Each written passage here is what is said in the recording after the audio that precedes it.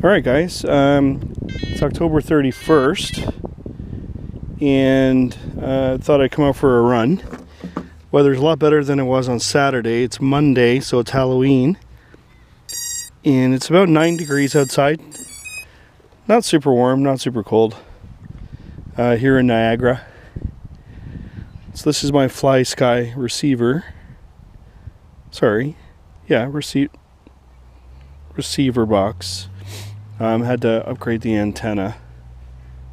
And of course this is my RoboCat 270. It's got Simon K20 amp ESCs. It's got a SP or Seriously Pro NAS 3 Acro board running CleanFlight.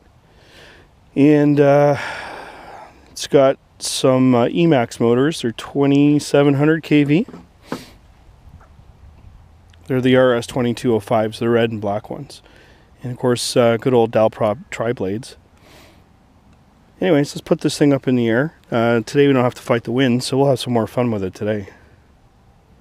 Alright, here we go.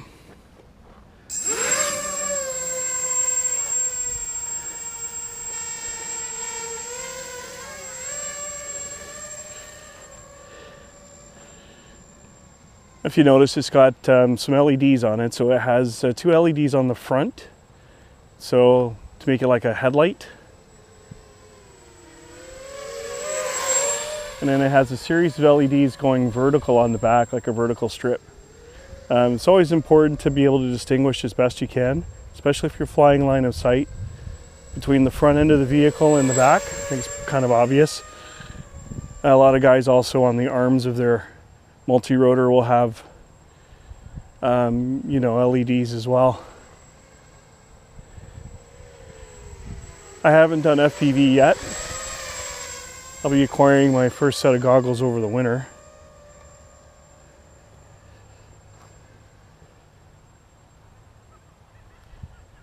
Good day for flying. There's not any wind at all. So it's can fly a little bit higher today. But again, these kinds of drones, they're not really, because it's not a photography drone, and it's kind of a hybrid between, like hobby grade, racer, even though it's a bit heavy for a racer. Really, best thing to do is really practice your skills at flying it at lower altitudes. And the key with control is just short motions of the stick. And making sort of slow and steady turns, figuring out things like pitch and yaw.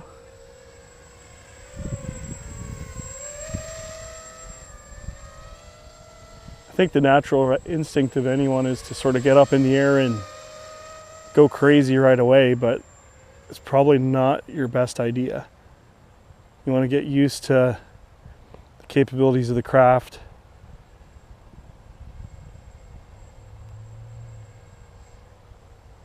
As you can see, it's a good flyer.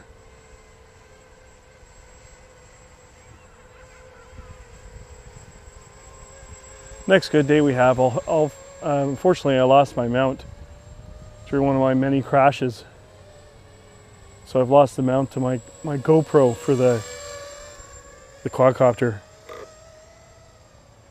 And I'll have to figure out a way of mounting it up until I order a new one.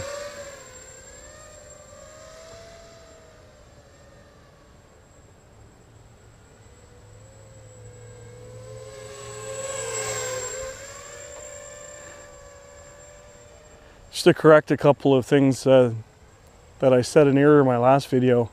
With a battery on board, this thing is more like 650 grams. I think it's 648. Went home and weighed it after I said it was a lot lighter.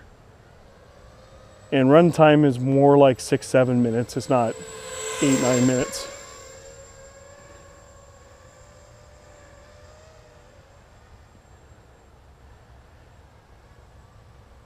But with the antenna upgrades, I mean, the range is far better than it was. And this is off of eBay or Banggood or any of those sites. This is a $60 US RX-TX setup. It's the Fly Sky AT6, so it's a 6-channel receiver, which is all you need really for basic flying.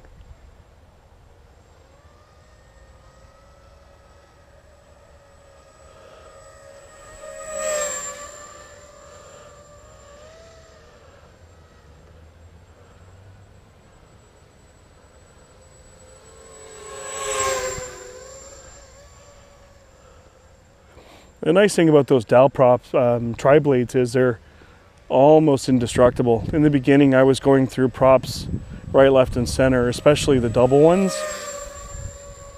I know they draw more amps, but I highly recommend the tri-blades.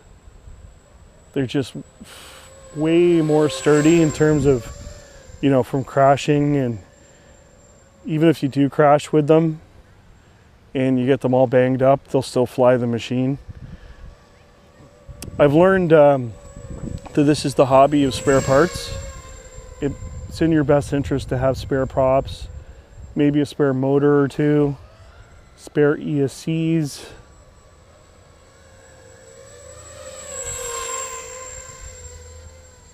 Spare arms, spare parts, even ordering a full extra spare frame, which is what I did.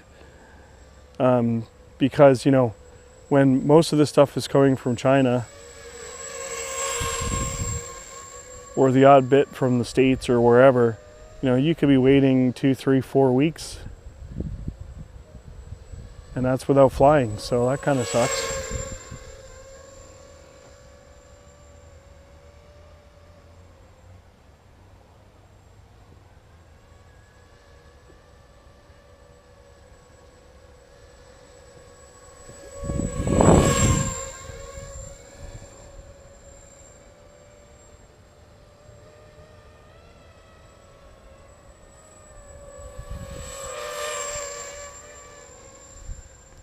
But a good day for flying. We're entertaining the Halloween kids at the back of the park there a little bit.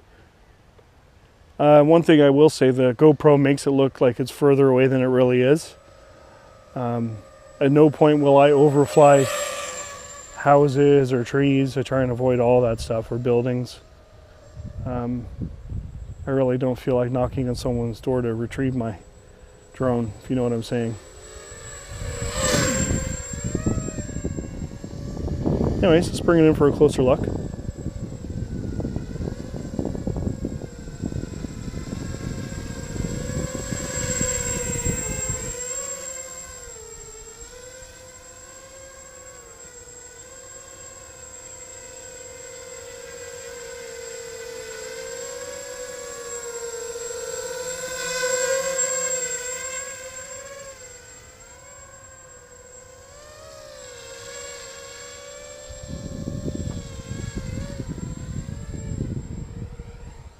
And that battery's done.